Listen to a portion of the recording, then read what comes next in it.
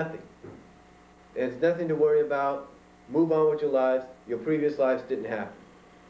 That's how he's looking at it.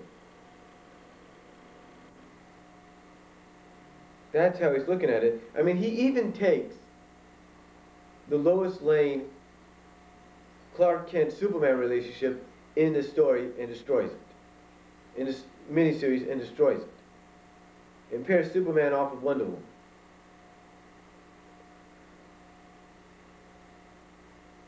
And the baby, and Wonder Woman and Superman's baby, ends up having super strength. Again, what I'm saying is that what this writer did in favor of Batman, I guess because he liked Batman, is he basically took everything that the superheroes were and threw it away and basically made them later on in the years that passed act like it never happened and have them move on with their lives.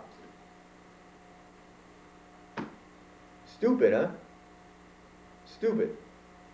But that's how writers feel about Ian. He's taken everything that writers like Ken Penders, Carl Bowlers, and whoever else did, and basically saying, smash, it never existed. But that's what you got to expect out of a writer. But that's what you got to expect out of a writer sometimes. You know, if a new writer comes in and does that, he's bound to get a lot of backlash. There's no doubt about it. I mean, I'm sure this has happened on Batman, in Batman comics. This has happened in Superman comics. This has happened in X-Men comics, like I mentioned, Spider-Man comics, for example. And the list could go on. I mean, the list can go on. I mean, take a look at some of the independent comics like Image and Top Cow. Don't think for one instant that their comics haven't had writers come in and say, oh, what happened here? No big deal. We'll just mention it, write it off, and act like it never happened. That's exactly how fans feel about Ian. All he's doing is acknowledging what happened, checking it off, and saying, okay, done, never happened. Now, yes, there are some stories that Ian does work on as continuations of others that he actually likes. But like I mentioned earlier, he puts his own spin on it. And he does do a good job at times when he does this. One example is the Urjack deal. You know, he did a good job on that. But the Urjack Reborn deal, that is. But the one problem that fans have with Ian that they possibly never had with Ken, although I could be wrong, or Carl, although I could be wrong, or any other writer on the book, is every time we see a preview, every time we read a preview for what's going to happen in the book, we almost get an idea of exactly what the outcome's going to be. For example, 212 of Sonic the Hedgehog, getting back to that, Sonic the Hedgehog 212. We'll get into that. One of the questions in the preview was, who does Sally decide to set her heart on? Now, a lot of people debated this the way Ian made it look. Everybody was debating Aiden and joking around. Oh, she's going to choose Khan. She's going to do this. She's going to do that. In fact, get this. In fact, somebody on the Saturday morning Sonic forums, did a question of, so if Sally chooses Sonic, did a topic saying, so if Sally chooses Khan, what will your reaction be?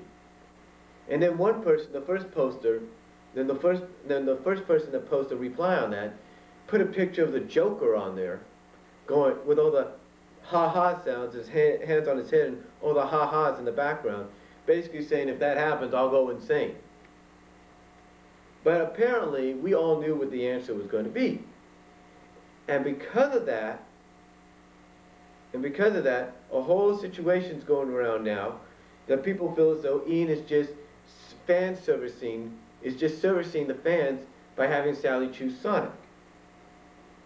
But again, we should have saw this. But again, for fans that have been with the comic a long time, we should have saw this coming.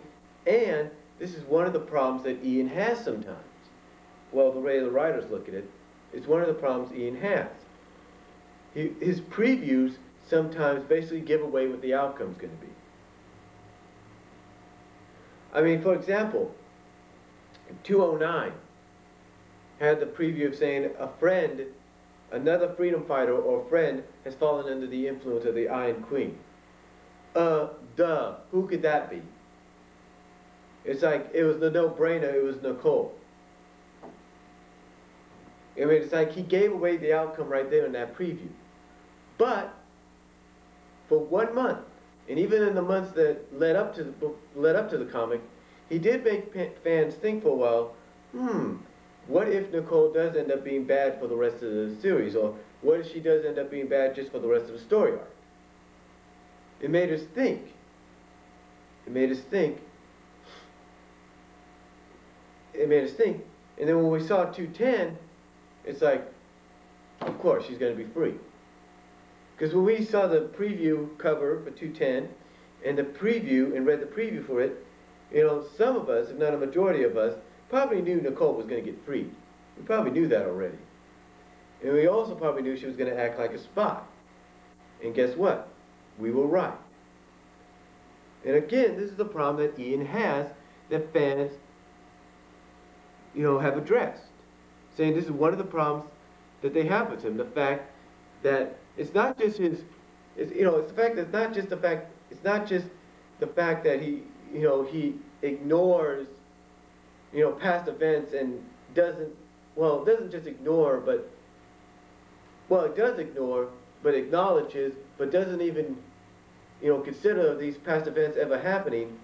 One of the other things is his previews always seem to give away what's going to happen in the story arc. Now, yes, they do boggle the mind for a while, make you think, what could happen? Could this be interesting? They make you boggle the mind. Like, for example, there's a preview for issue 18 of Sonic Universe where the question is asked, can Tails save his friends in time before A, Bunny succumbs to the dark side, or B, Antoine makes a fatal mistake? You see, it will make you think for a while. It makes you think for months. What do they mean by dark side? What's going to happen there? What do you mean by fatal mistake? You know, it makes you think for a while, but as you get closer to the issue, and if you read the issue before, it's like, oh, I think I know what's going to happen. And again, this is a problem that fans have had with Ian. The fact that his previews, even if they do boggle the mind for a while, make you think for a couple months, the sooner you get to that issue, you start to realize what's really going to happen. And besides, if he's talking about someone like a fan favorite like Bunny Rabbit succumbing to the dark side, that ain't going to happen. Because if you take a look at 203, the issue of 203, the cover there, you know, it says Bunny gone bad. Yeah, it kind of threw some people off for a second, but it made them come back to reality and like, oh, she's just going to have her cybernetics controlled. And that's exactly what happened.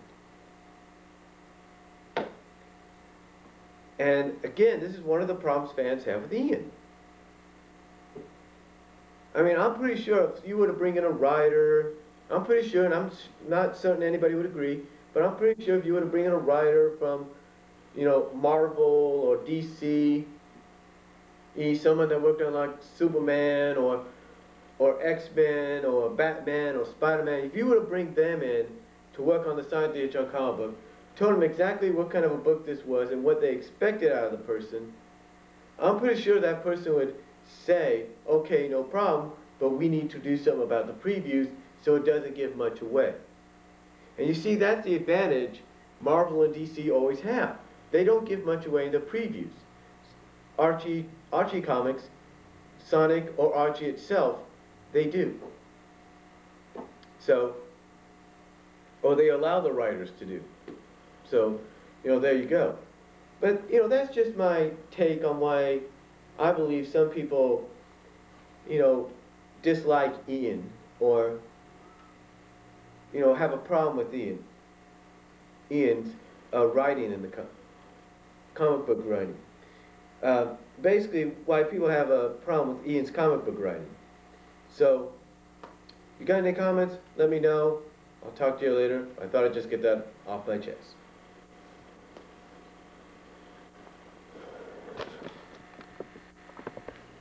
Hello, everyone.